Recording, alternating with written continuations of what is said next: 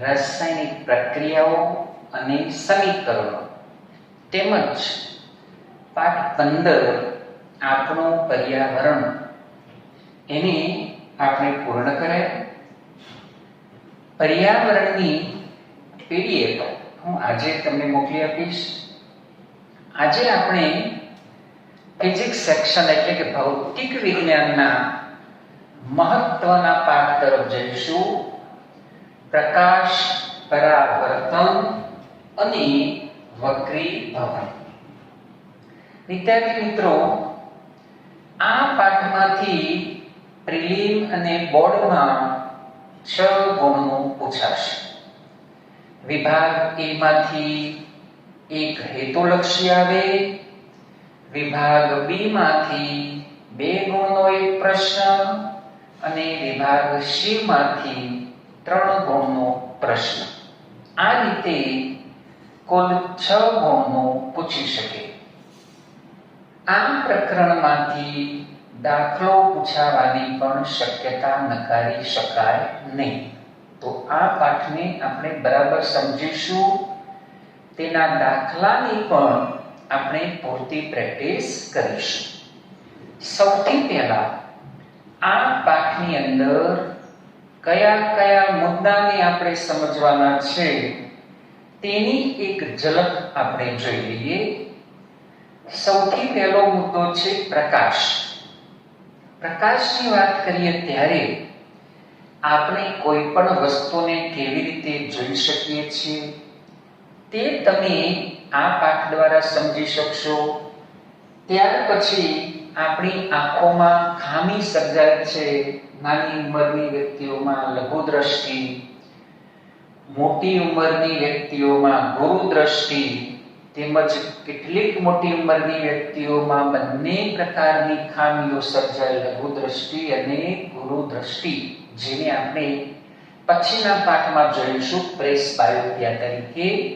તો એમાં જે લેન્સ વપરાય છે, બહિર્ગોળ લેન્સ, અંતર્ગોળ લેન્સ, એની રચના કેવી હશે, એમાં કેવી રીતે વક્રીભવન થતું હશે, એ બધા મુદ્દા આપણે આ પાઠ દ્વારા સમજી શકીશું.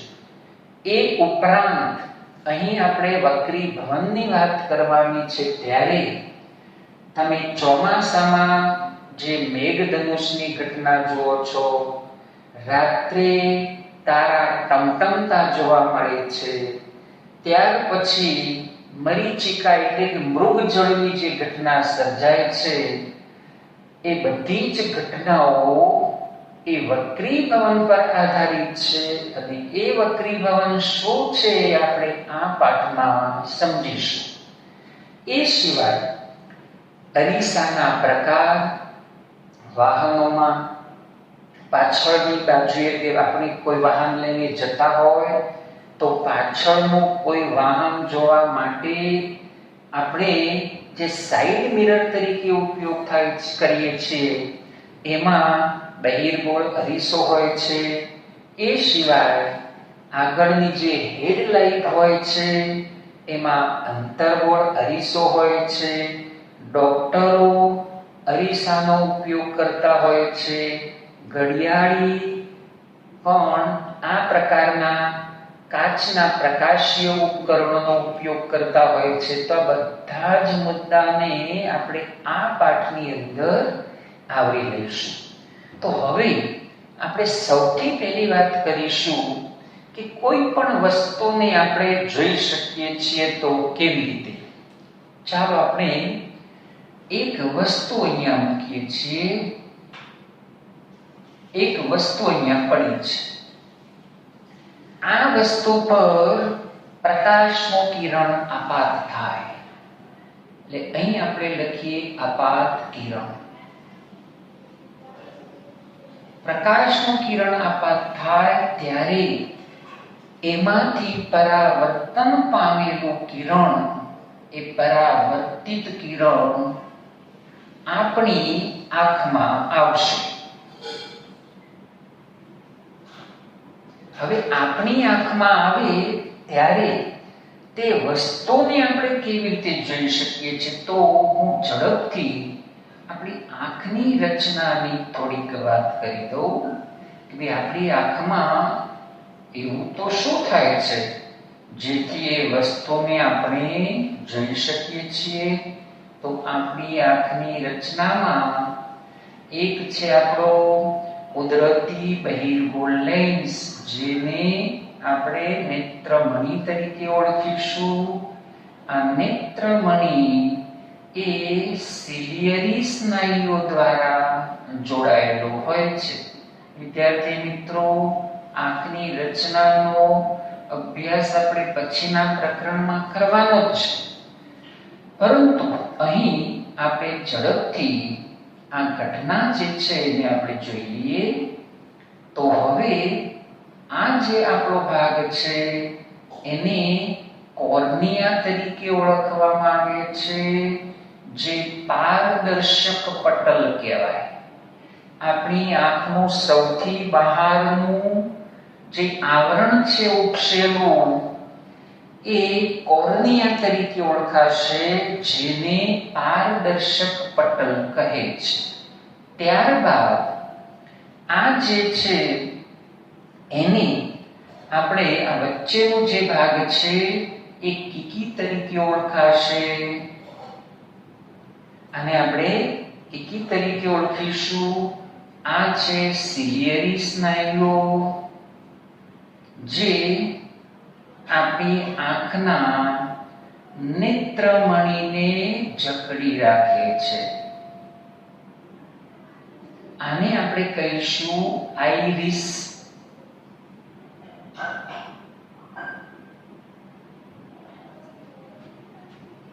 આ છે સિલિયરી સ્નાયુઓ.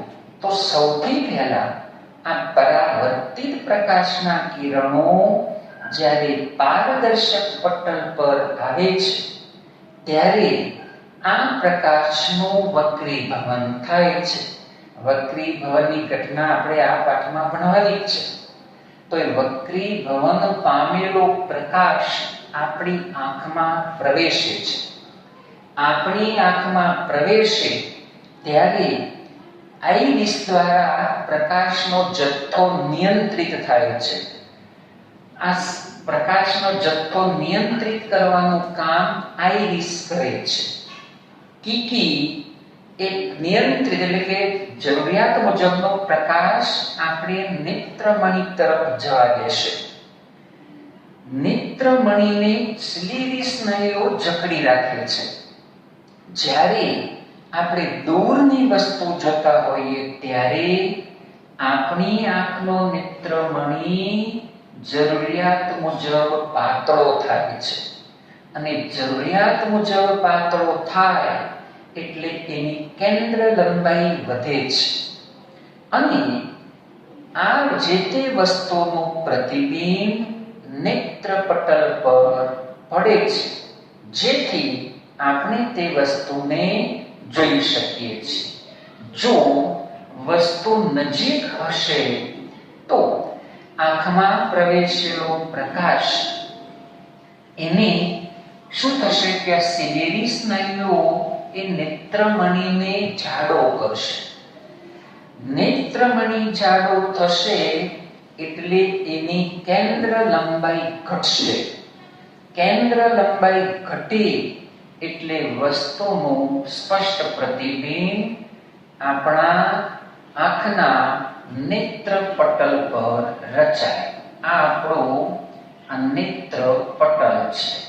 અને નેત્રપટલ પર જ્યારે પ્રતિબિંબ રચાય ત્યારે જે દ્રષ્ટિ ચેતાઓ હોય છે એ દ્રષ્ટિ ચેતાઓમાં સંવેદી ચેતાઓ જે તે સંવેદનાને મગજ પર લઈ જાય છે. મગજમાં તેનું પૃથક્કરણ થાય છે અને પૃથક્કરણ થયા બાદ ચાલક ચેતા, જો અહીંયા ચેતાઓને આપણે બે પ્રકાર છે, આગળ પછી આપણે જોઈશું બાયોલોજી સેક્શનમાં, સંવેદી ચેતા અને પ્રેરક ચેતા અથવા ચાલક ચેતા. તો ચાલક ચેતા સંદેશો લઈ અને જે તે અંગ પાસે ક્રિયા કરાવે છે. એટલે આપણને ખબર પડે છે કે આપણે ખુરશી જોઈએ છીએ કે ટ્યુબલાઇટ જોઈએ છીએ કે બેન્ચીસ જોઈએ છીએ, આ વસ્તુ દ્રશ્યમાન થાય છે. તો વિદ્યાર્થી મિત્રો, કોઈ પણ વસ્તુને જોવા માટે તમને તો થાય કે આપણે તો તરત જ આ વસ્તુને જોઈ શકીએ છીએ, પરંતુ એ વસ્તુ જોવા માટે આટલી ઘટનાઓમાંથી પસાર થવું પડે છે. ફરી એકવાર આપણે જોઈ લઈએ કે કોઈ પણ વસ્તુને આપણે કેવી રીતે જોઈ શકીએ છીએ. તો વસ્તુ પર જ્યારે પ્રકાશનું કિરણ આપાત થાય ત્યારે પરાવર્તિત કિરણ આપણી આંખમાં પ્રવેશે. આપણી આંખની રચનામાં સૌથી બહારનું ઉપસેલું પડ જે કોર્નિયા તરીકે ઓળખાય છે, જેને પારદર્શક પટલ કહે છે, પારદર્શક પટલ દ્વારા આ પ્રકાશનું વક્રીભવન થાય છે. વક્રીભવન પામેલો પ્રકાશ આંખની અંદર પ્રવેશે ત્યારે પ્રકાશના જથ્થાને આઈરિસ દ્વારા નિયંત્રિત કરવામાં આવે છે. કનિનિકા પડદાનું સંકોચન થાય છે. સંકોચનની વચ્ચેનો જે ભાગ છે એને આપણે કીકી એટલે કે પ્યુપિલ તરીકે ઓળખીશું. કીકી દ્વારા જરૂરિયાત મુજબનો પ્રકાશ જ્યારે નેત્રમણીમાં આપાત થાય છે ત્યારે જો દૂરની વસ્તુ હોય તો આ નેત્રમણી જરૂરિયાત અનુસાર પાતળો થશે, તેથી કેન્દ્ર લંબાઈ વધશે અને વસ્તુનું સ્પષ્ટ પ્રતિબિંબ નેત્રપટલ પર રચાશે. નેત્રપટલ પર પ્રતિબિંબ જે તે વસ્તુનું જ છે તે કેવી રીતે જાણી શકાશે? તો દ્રષ્ટિ ચેતાઓ આ સંવેદનાને સંવેદી ચેતાઓ મારફતે મગજ તરફ લઈ જશે. મગજમાં તેનું પૃથક્કરણ થશે. પૃથક્કરણ થયા બાદ ચાલક ચેતાઓ સંદેશો જે તે અંગ પાસે લાવશે ત્યારે આપણને ખબર પડશે કે આપણે કઈ વસ્તુને જોઈ શકીએ છીએ. તો વિદ્યાર્થી મિત્રો, જો કુદરતે કેવી રચના આપણી આંખમાં અને મગજમાં કરેલી છે, આપણે વસ્તુને જોઈ શકીએ છીએ. તો આ ઘટનાની મેં માહિતી આપી. હવે પછીનો આપણે મુદ્દો લઈશું કે પરાવર્તન અને પરાવર્તનના પ્રકાર. સૌથી પહેલી આપણે વાત કરીશું પરાવર્તન. પરાવર્તન કોને કહેવાય? પરાવર્તનની વાત કરીએ પહેલા પ્રકાશની વ્યાખ્યા આપણે સ્પષ્ટ કરવી પડે. પ્રકાશ કોને કહીશું? કે પ્રકાશ એટલે શું? તો વિદ્યાર્થી મિત્રો, પ્રકાશની વ્યાખ્યા સમજવા માટે આપણે ફરી પાછી આંખની રચના તરફ આવી જઈશું. તમને એક અનુભવ હશે કે જ્યારે તમે કોઈ થિયેટર્સમાં પિક્ચર જોવા જાઓ અને પ્રકાશમાંથી તમે અંધારામાં જાઓ છો. માની લો કે થિયેટરમાં અંધારું છે, તમે પ્રકાશમાંથી પ્રવેશો છો, તો થોડોક સમય સુધી તમને તમારી સીટનો નંબર જોવામાં મુશ્કેલી પડશે. શા માટે?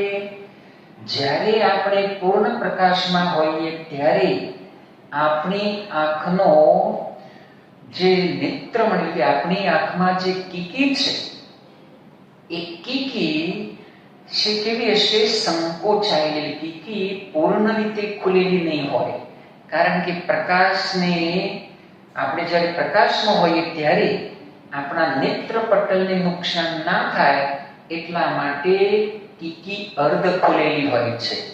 પૂરેપૂરો પ્રકાશ આપણી આંખમાં જવા દેતો નથી, જેથી આપણા નેત્રપટલને નુકસાન થતું નથી. એટલે પ્રકાશમાંથી જ્યારે આપણે અંધકારમાં જઈએ ત્યારે કીકી સંપૂર્ણપણે ખુલશે. પરંતુ કીકીને સંપૂર્ણપણે ખોલવા માટે થોડી ક્ષણો લાગે છે. જ્યાં સુધી કીકી સંપૂર્ણપણે નહીં ખુલે ત્યાં સુધી આપણે સીટ નંબર જોઈ શકીશું નહીં. એ જ રીતે જ્યારે થિયેટરમાંથી એટલે કે અંધારામાંથી તમે પ્રકાશમાં આવી જાઓ ત્યારે તમારી આંખો પટપટવાનું થશે. શા માટે? કારણ કે જ્યારે આપણે અંધારામાં હોઈએ ત્યારે આપણી કીકી સંપૂર્ણપણે ખુલેલી હોય છે અને તમે પ્રકાશમાં આવી જાઓ ત્યારે કીકી સંકોચાવાનું ચાલુ કરશે, જેથી નેત્ર પટલને નુકસાન ન થાય. પરંતુ આ કીકીને સંકોચાવા માટે પણ થોડી ક્ષણો લાગી શકે છે. એ દરમિયાન આપણા નેત્ર પટલને નુકસાન ન થાય તે માટે આપણી આંખો પટપટવાનું ચાલુ કરે છે, જેથી સૂર્યના સીધા પ્રકાશના કિરણો આપણી આંખમાં પ્રવેશી શકે નહીં. તો આ ઘટના આપણી આંખ સાથે સંકળાય છે. હવે વિદ્યાર્થી મિત્રો, જો પ્રકાશ છે શું? તો પ્રકાશની વ્યાખ્યા કરવા માટે આપણે આપણી સંવેદનાની પાછી તાજી કરીએ કે પ્રકાશ આપણી આંખમાં શું કરે છે. તો સંવેદના, આપણી આંખમાં સંવેદના ઉપજાવતા વિદ્યુત ચુંબકીય સૂર્યમાંથી આવતા પ્રકાશના કિરણોને એક જ શબ્દમાં જો આપણે નવાજવું હોય તો એને આપણે વિદ્યુત ચુંબકીય વિકિરણો કહીશું. આ વિદ્યુત ચુંબકીય વિકિરણોમાં દ્રશ્ય પ્રકાશ, પારરક્ત તરંગો, પારજાંબલી તરંગો, રેડિયો તરંગો, માઇક્રો તરંગો, ગેમા તરંગો, ક્ષ કિરણો, આ બધા જ પ્રકારના તરંગો સૂર્યમાંથી આવતા પ્રકાશના કિરણોમાં હોય છે. આ બધા જ વિકિરણો અથવા કિરણોને આપણે એક જ શબ્દથી જો ઓળખવું હોય તો તેને વિદ્યુત ચુંબકીય વિકિરણો કહે છે. તો વિદ્યુત ચુંબકીય વિકિરણો આપણી આંખમાં સંવેદના ઉપજાવે છે. બસ, તો હવે પ્રકાશની વ્યાખ્યા આપણી થઈ જશે. આપણી આંખમાં સંવેદના ઉપજાવતા વિદ્યુત ચુંબકીય દ્વિકિરણ શબ્દ આવો વાપરી શકીએ વિદ્યાર્થી મિત્રો. દ્વિકિરણ એટલા માટે કે કિરણ આવે છે જે આપાત કિરણ છે અને પછી પાછું ફેંકાય છે, એ પરાવર્તિત કિરણ છે. તો વિદ્યુત ચુંબકીય દ્વિકિરણને પ્રકાશ કહે છે. આપણી આંખમાં વિકિરણની જગ્યાએ તમે વિકિરણ શબ્દ વાપરશો તો પણ ચાલશે. આપણી આંખમાં સંવેદના ઉપજાવતા વિદ્યુત ચુંબકીય વિકિરણ કે દ્વિકિરણ, વિદ્યુત ચુંબકીય વિકિરણને પ્રકાશ કહે છે.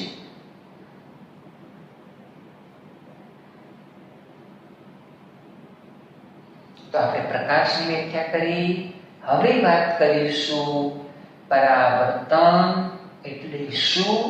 પરાવર્તનની વ્યાખ્યા. સૌથી પહેલી ઘટના આપણે વિદ્યાર્થી મિત્રો પરાવર્તનની વાત કરી દઈએ, જેના પરથી આપણે પરાવર્તનના નિયમો પણ જોઈ શકીશું. સૌથી પહેલા એક ચળકાટવાળી હું સપાટી લઈ લઉં છું, પોલિશ કરેલી સપાટી. એનો નીચેનો ભાગ ચળકાટવાળો નથી એટલે એને આપણે આવા ડેશ ડેશથી દર્શાવીશું. આ નીચેનો ભાગ એનો રફ છે. ઉપરની જે સપાટી છે એ ચળકાટવાળી અથવા પોલિશ કરેલી સપાટી છે. આવી સપાટી પર એક પ્રકાશનું કિરણ આપણે આપાત કરીએ છીએ. આ એક બિંદુ છે જેને આપણે P બિંદુ કહીશું અથવા O બિંદુ કહીએ. અહીંયા પ્રકાશના કિરણ જે નીકળે છે એને આપણે A કહીશું. તો આ કિરણ આપણું આપાત કિરણ થશે. હવે આ સપાટી પરથી આ પ્રકાશનું કિરણ પરાવર્તિત પામશે, એટલે આને આપણે પરાવર્તિત કિરણ. હવે આપણે એક સપાટીને લંબ દોરી દઈશું. તો હવે વિદ્યાર્થી મિત્રો, પરાવર્તન એટલે શું એની વ્યાખ્યા આપણે કરીશું. કોઈ પણ લીસી સમતલ ચળકાટવાળી સપાટી પર પ્રકાશ આપાત કરવાથી તે સપાટી પરથી પ્રકાશની પાછા ફેંકાવાની ઘટનાને પરાવર્તન કહે છે. તો અહીં આપણે વ્યાખ્યા લખી દઈશું કે કોઈ પણ લીસી સમતલ સપાટી પર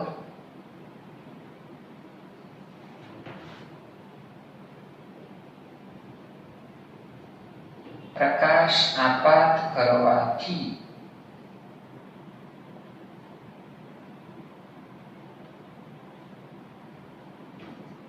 તે સપાટી પરથી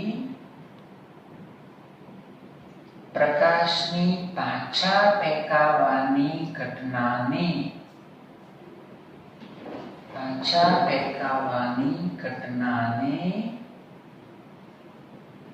પરાવર્તન કહે છે. તો પરાવર્તનની વ્યાખ્યા થઈ ગઈ. અને હવે આપણે પરાવર્તનના પ્રકારની વાત કરીશું. ત્યારબાદ પરાવર્તનના નિયમો જોઈશું. તો પરાવર્તનના બે પ્રકાર લઈશું. વિદ્યાર્થી મિત્રો, પાઠ્યપુસ્તકમાં આ મુદ્દો છે નહીં, પણ આ સમજવો જરૂરી છે. પરાવર્તનના પ્રકાર. પહેલો પ્રકાર છે નિયમિત પરાવર્તન. હું આકૃતિ દોરી અને પછી આની સમજ આપી દઉં. આની વ્યાખ્યા લખવાની જરૂર નથી, પરંતુ એને આપણે સમજવાનો પ્રયત્ન કરીશું. કોઈ એક લીસી સમતલ સપાટી લઈએ. આ સપાટી પર આપણે સમાંતર પ્રકાશ કિરણ પુંજને આપાત કરીએ છીએ. આ છે સમાંતર પ્રકાશ કિરણ પુંજ, જે આપાત છે. આપાત સમાંતર પ્રકાશ કિરણ પુંજ. જ્યારે આવી કોઈ લીસી સમતલ સપાટી પર પ્રકાશને આપાત કરવામાં આવે ત્યારે પરાવર્તિત કિરણો પણ ચોક્કસ દિશામાં અને એકબીજાને સમાંતર હોય છે. તો આવા પરાવર્તનને નિયમિત પરાવર્તન કહેવાય. હવે જોઈ લો કે કોઈ લીસી સમતલ સપાટી પર જ્યારે સમાંતર પ્રકાશ કિરણ પુંજ આપાત કરવામાં આવે ત્યારે પરાવર્તિત કિરણો ચોક્કસ દિશામાં હોય અને એકબીજાને સમાંતર હોય તો તેને નિયમિત પરાવર્તન કહે છે. બીજો પ્રકાર લઈશું અનિયમિત પરાવર્તન. અનિયમિત પરાવર્તનમાં આપણે કોઈ ખરબચડી અનિયમિત સપાટી લઈ લઈએ અને આવી ખરબચડી કે અનિયમિત સપાટી પર જ્યારે સમાંતર પ્રકાશ કિરણ પુંજને આપાત કરીએ ત્યારે પરાવર્તિત કિરણો એક ચોક્કસ દિશામાં હોતા નથી અને મોટા વિસ્તારમાં ફેલાય. તેવા પરાવર્તનને અનિયમિત પરાવર્તન કહે છે. તો વિદ્યાર્થી મિત્રો, પરાવર્તનના બે પ્રકાર આપણે ફરી એકવાર એને તાજા કરી દઈશું. પરાવર્તનના બે પ્રકાર છે, નિયમિત પરાવર્તન અને અનિયમિત પરાવર્તન. નિયમિત પરાવર્તનમાં કોઈ લીસી સમતલ સપાટી પર સમાંતર પ્રકાશ કિરણ પુંજને આપાત કરવામાં આવે ત્યારે પરાવર્તિત કિરણો ચોક્કસ દિશામાં અને એકબીજાને સમાંતર હોય તેને નિયમિત પરાવર્તન કહે છે. બીજો પ્રકાર છે અનિયમિત પરાવર્તન, જેમાં કોઈ ખરબચડી કે અનિયમિત આકારની સપાટી પર જ્યારે સમાંતર પ્રકાશ કિરણ પુંજને આપાત કરવામાં આવે ત્યારે પરાવર્તિત કિરણો ચોક્કસ દિશામાં હોતા નથી, એકબીજાને સમાંતર હોતા નથી અને મોટા વિસ્તારમાં ફેલાય છે. તેને અનિયમિત પરાવર્તન કહે છે. હવે વિદ્યાર્થી મિત્રો, આપણે પરાવર્તનના નિયમોની વાત કરીએ. 2 ગુણમાં પૂછી શકે એવો મુદ્દો છે. તો ફરી પાછી આપણે આ આકૃતિ પર આવી જઈએ. આ એક લીસી સમતલ સપાટી છે. આ લીસી સમતલ સપાટી પર એક કિરણ એવોને આપણે આપાત કરીએ છીએ. તો કિરણ OB એ પરાવર્તિત કિરણ છે. O બિંદુ એ આપણું આપાત બિંદુ છે. આપાત બિંદુએ સપાટીને દોરેલો લંબ OM છે. તો હવે આપાત કિરણે આ લંબ સાથે બનાવેલો ખૂણો, એને આપણે એક સંકેત વડે દર્શાવીશું, θi. થીટા શું છે હું તમને સમજાવું છું. પરાવર્તિત કિરણે સપાટીને દોરેલા લંબ સાથે બનાવેલો ખૂણો આપણો θr છે. થીટા એ ખૂણાનો સંકેત છે. યાદ રાખજો, આપણે વિદ્યાર્થી મિત્રો ગણિતમાં ત્રિકોણમિતિનો અભ્યાસ કરવાનો છે ત્યારે તમે થીટા વિશે ભણશો. અત્યારે થીટા ખૂણાનો સંકેત છે, યાદ રાખીશું. I શું છે? તો ઇન્સિડન્સ, આપાત કોણ, એંગલ ઓફ ઇન્સિડન્સ. એને આપણે થીટા I વડે દર્શાવીશું. એંગલ ઓફ રિફ્લેક્શન એને થીટા R વડે દર્શાવીશું. થીટા I આપાત કોણ છે, થીટા R પરાવર્તન કોણ છે. આપાત કોણની વ્યાખ્યા કરવી હોય તો આપાત કિરણની આપાત બિંદુએ સપાટીને દોરેલા લંબ સાથે બનાવેલા ખૂણાને આપાત કોણ કહે છે. ફરી જોઈ લો વિદ્યાર્થી મિત્રો. આપાત કિરણની આપાત બિંદુએ સપાટીને દોરેલા લંબ સાથે બનાવેલા ખૂણાને આપાત કોણ કહે છે. પરાવર્તિત કિરણની આપાત બિંદુએ સપાટીને દોરેલા લંબ સાથે બનાવેલા ખૂણાને પરાવર્તન કોણ કહે છે. તો અહીં આ બંને ખૂણા સમાન હશે તો પહેલો નિયમ આપણને કયો મળશે?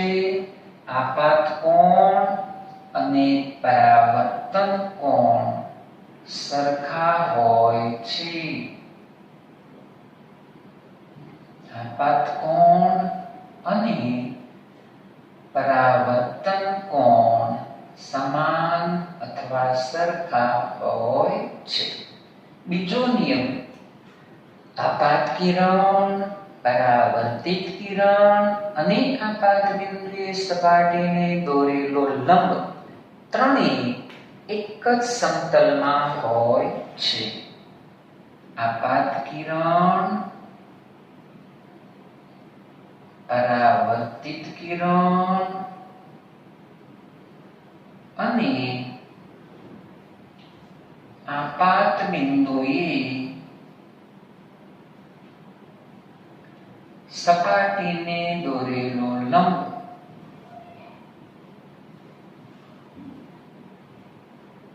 ત્રણેય એક જ સમતલમાં હોય છે. તો 2 ગુણમાં વિદ્યાર્થી મિત્રો તમને પ્રશ્ન પૂછ્યો હોય તો તમે આકૃતિ દોરી અને આ 2 નિયમો લખી શકો. તો તો આજે આપણે પરાવર્તન પ્રકાશમાં આટલે સુધી વાત કરી.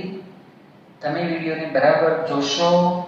જ્યારે પાઠ સંપૂર્ણ પૂરો થાય ત્યારે હું એની પીડીએફ મૂકીશ, જે તમારે નોટમાં લખવાની અને તૈયાર કરવાની.